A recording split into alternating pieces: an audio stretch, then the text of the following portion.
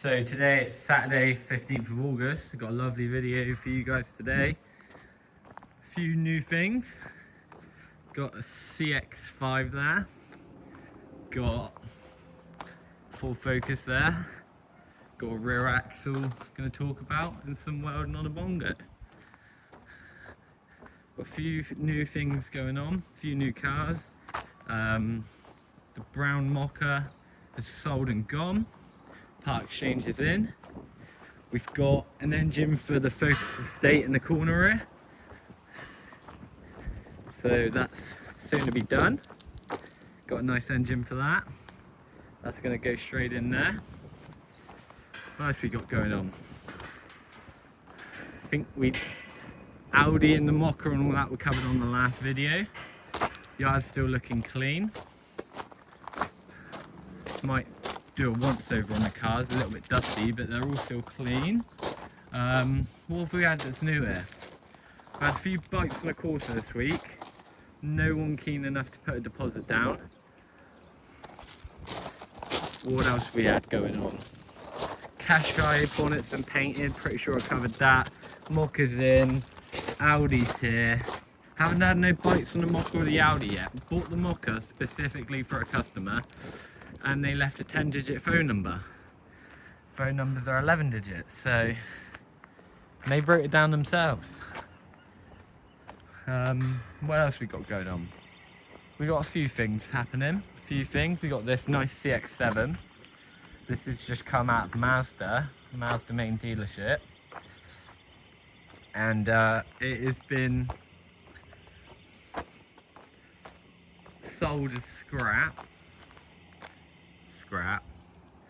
to Mazda, obviously selling brand new cars and stuff. It's not warrant spend any money on, but it's only 9 years old and the engine's gone.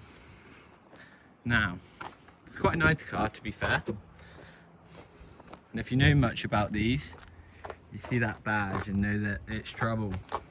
These 2.2 Mazda engines, I'm sure it is a 2.2 in this, are terrible. We had a what did we have? CX-7. We had a CX-7, and that was problematic. We put an engine in it, sold it, was good. About 2, 3, 4 years later, the customer ended up having another faulty engine. I don't know if that was due to lack of servicing or something like that, but these engines are made of chocolate. We buy a bit out of Mazda, we used to anyway. Used to get all their part exchanges before they went to dealer auction. But we got offered one of these, same kind of year, about what, 3-4 years ago, and they wanted 4 grand, obviously needing an engine. This one we've bought for less than a quarter of the price. That's the clue on that. So this is lovely CX-5, been sold to us by Horizon Magna. It's 6-speed manual. It's got sat nav and all that bits and bobs. Annoying TPMS. Shame they're all fitted with them now. Still don't know what this buttons are for on this mirror, so if anybody knows, let me know. I am interested to know. Cars keep coming along with them. I'm like, what's that about? Anyway, mileage. Can I see the mileage? I can't start it up, you see, because the engine is knackered. I think it's done about 120. I think it was 123 when I looked. Wheels are a bit corroded. These Mazda painted wheels are always terrible. Nice car, nice parcel shelf. It's quite a snazzy thing. I'm quite happy that we got this, to be honest. Parking sensors all round, no pan roof or anything like that. It's clean. There's no dents. Oh, lack of there, look. I didn't see that before. Do with a good polish, getting out some of these minor scratches and whatever, but I think it's a nice car. I think these front ends look nice. It's just a shame about the engines, but I have heard that the petrol variants are very, very good, which is weird. Very weird. A couple scratches there, look, just going onto the light. So might get a touch-up pen, or maybe send that for paint, give it a good polish, maybe do something with the wheels after we put an engine in it. But I think that'll be a nice seller. I think it's valued at about 5k. So I think that's a lot of car for the money for 5 grand. That Audi A1 is a 15 plate and that values at 5k. And this is a 17 plate. Obviously it's not an Audi, but this is more modern, probably a more desirable family car rather than a small hatch. I do like that. I do like that. The Audi is nice though. The Audi is very nice, but I think that 4995 will look cheap. Do you think, what's that? 6 years between these and 2 grand, less than 2 grand. So it's not a world of difference in price. So they don't hold the value too well due to the engines, you see, whereas the Hondas are spot on. So Focus, just took this in part exchange. Got a couple little stories with this. So it's running out of MOT yesterday. It's 2012 1.6 Focus, not a wet belt, not an eco boom. It's dirty, definitely dirty. I think it's got a couple little like bubble marks, yeah, here look. But it's a 12 plate car, 14 years old. It's gonna have a little bit of age showing, especially being a Ford. Luckily though, it's not rotten. The only thing that is a bit rotten is the subframes, which you'd think, oh yeah, that's the end of the world, that's scrap. Not when they're £110 for the, well, I think one's 110, one's 120. So for 230 quid we can get 2 new subframes, whack them in there, do a couple other bits. I think it wants tyres and brake pipes and bits, but actually underneath is solid. It's just surface corrosion really. What it could do with is like, what's that? Lana guard. It wants Lana guard in underneath. It wants wire brushing all underneath and just Lana guard in and making it a bit fresher. Where we live so close to the sea, we're literally right on the bottom down south in Weymouth. So much salt water blowing over. The sea's literally over there on the other side of these buildings at the end of the road. And at the top of the hill there's sea. There's a massive island over there, Portland Sea. There's Weymouth Beach over there with more sea. We're just surrounded by sea. Everywhere you go there's water. So they are going to suffer with a bit of rust, but we'll get it sorted and get it done. This is a customer's Focus. We done a bit of work on this, I think MOT work, and he drove it somewhere and the fuel pipe decided to pop off. Nothing to do with what we done, just bad luck, rubber hoses and all that. But the customer hasn't answered the phone to authorise the replacement. I'm not even sure which pipe it was, to be fair, because I didn't do it. But we got this sitting here waiting. Got a Duke here as well. This is the one that we put the gearbox in and clutch. And we had 4 injectors the customer supplied, which were completely wrong. After a bit of drama, we've given those back and given them the original that come out so they can match them up. They want to supply their own. So we got that going on. Moved a couple cars that need a bit of work forward. That Citroen's ready to go soon. Got space up here. We're going to get rid of these 2, get rid of all that at the back. Iveco, we're going to do something with that. All the bits off the mocker down there in case we need any others. Oh, look at that there. Look. I can't remember why. I think we needed an inner lock or something. We had this van that don't run. So we just cut a hole in the side. We've had it, what, 3, 4, 5 years, maybe 5 years, and it had no keys. When we bought it, the driver lost the keys, so we got a set of keys cut. went to start it and it don't start. So, and it's got deadlocks on the doors, so you can't get in the back doors. And we've had it long enough, so as you can see the bushes growing on it, just decided to cut it out and get what we want. So that's gonna go to scrap. This is having a list of work done. Roof's looking good, as I've shown before. Does need valeting, but I want to get the mechanical stuff done first. What else have I got going on? I got a 11 plate Qashqai coming, N-Tech in black. Very nice car. We've got a 18 plate Corsa coming. Not sure what colour that was. Got that for a decent margin. And we've got a Kia Soul, which is a bit obscure. I think it'll be a little gem. Ugly cars, but people like them. So we've got a Kia Soul coming as well. And a Renault Clio with 80,000 miles, which should have been picked up last week, but I think it's going to come soon enough. So we've got loads and loads of cars coming in. We've got lots of stock changing.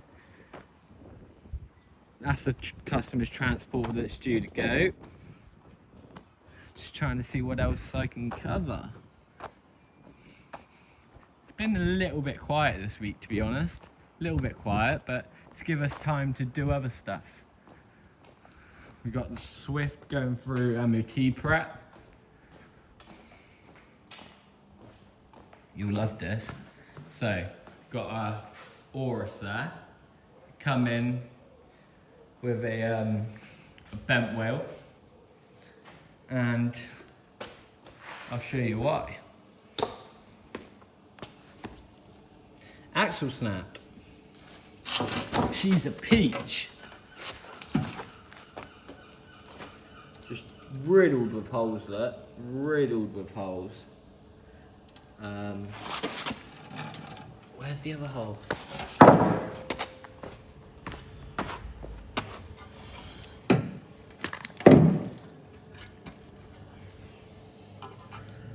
Just look at it. Rotten as a pear. And that side ain't much better. Bang bang. So that come out. About an hour to take that out, to be fair. Got the new replacement here. All bushes and stuff fitted. So we're gonna whip that little beaut in there. Bolt all that up. Put some new shockers on it, I reckon. They're completely knackered. I think we're waiting for the shocks. Waiting for some clips for the brake hoses as well. She's a beach.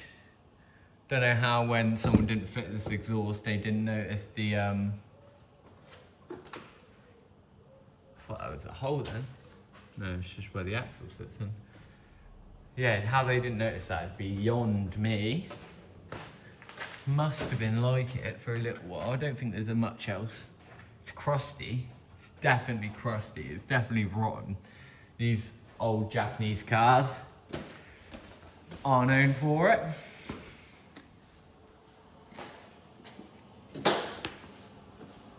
Right, let's get over it. Talking about rotten Japanese cars, we'll get on to that.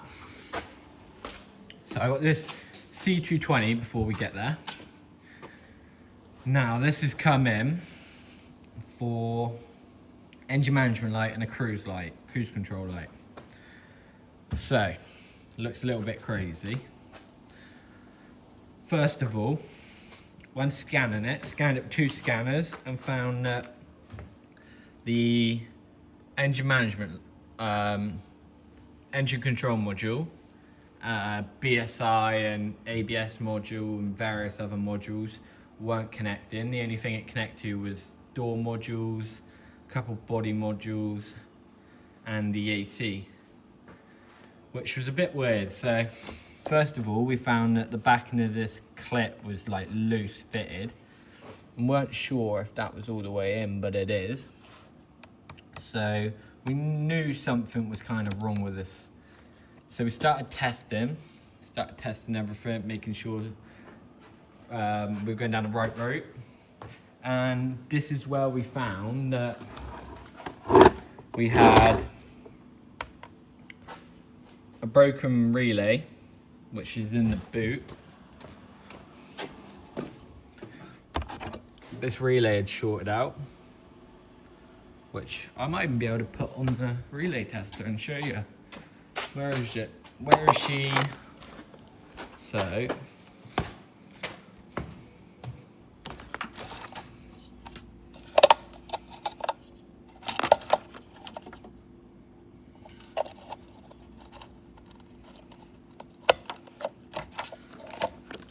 let's get all of this hooked up.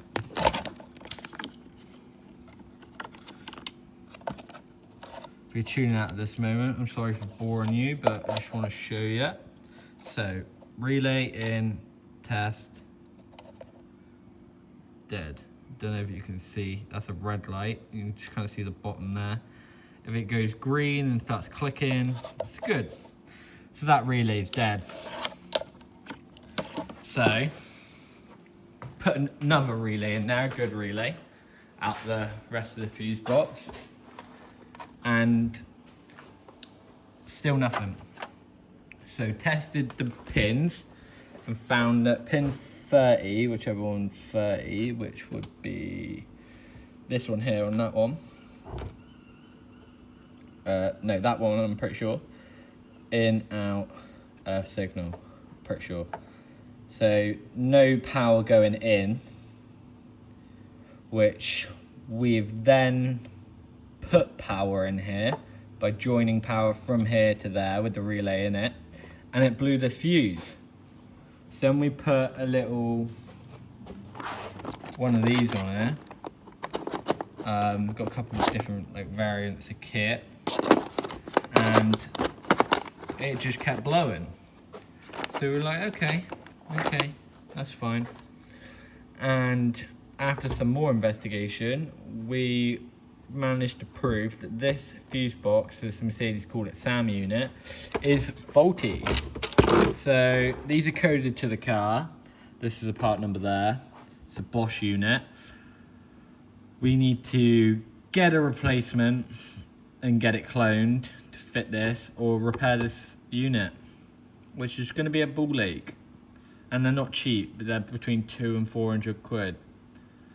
So we got that to do, trying to find a person to repair this.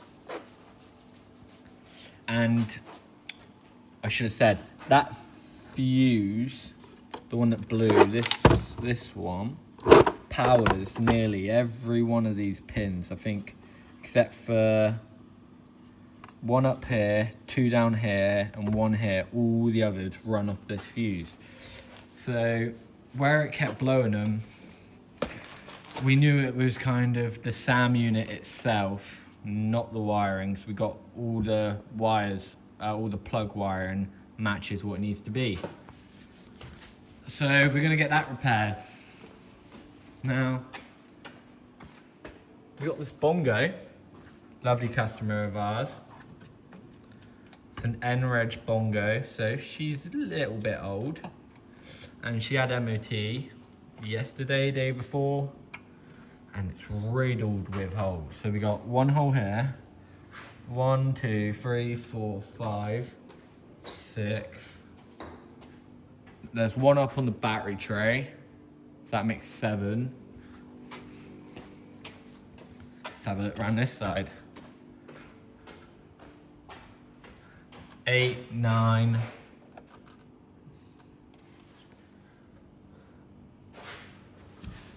That's just held in like that. So 9 holes. I think there's some more underneath as well, but I'm not climbing under today. It is a bit of a nightmare. So I think all in all, it's about 6 hours, 5-6 hours of welding. It's a nice Bongo. They just, like I say, Japanese vehicles do show their age, especially with rust. And it has had loads and loads of welding before, but it's what happens with older cars. You just got to keep going with them. And also, these steering gaiters are stupidly expensive. Can't get them from a main dealer. Mazda didn't answer the phone, so sorry, can't get them from remote factors. Mazda didn't answer the phone, so we need to have a catch up with those. But just looking on eBay, they're £55 each side for these, for the right ones we want, which is mental. £55. Are you telling me that's £110 for the steering gaiters without without being fitted? That is crazy. Crazy money. Absolutely crazy. So yeah, I think that's kind of it really. Covered the Swift, the Mert, the Bongo, the Focus, the Duke, the van, Focus, CX-5, everything in the yard. I'm gonna put my car on the ramp, have a look at it for an exhaust blow. Covered the Auris, covered the new cars coming in. Got to do a little bit of work on the boss's truck. It's got 2 broken wires under the headlights, so gonna get that sorted. Need to fit the wiring loom to that 308 down there, which just keeps getting prolonged. But things are coming together. Like I said, we'll have some new cars in next week, so more videos coming out. And I've got a video scheduled every Wednesday for the next month, 6 weeks. So I'm going to be doing these Saturday videos every Saturday as they come. But all my other videos I'm going to start scheduling for Wednesday. So there's going to be a lot of videos coming out soon. Check it out. Thank you for watching. Appreciate it. Like, comment, subscribe for more.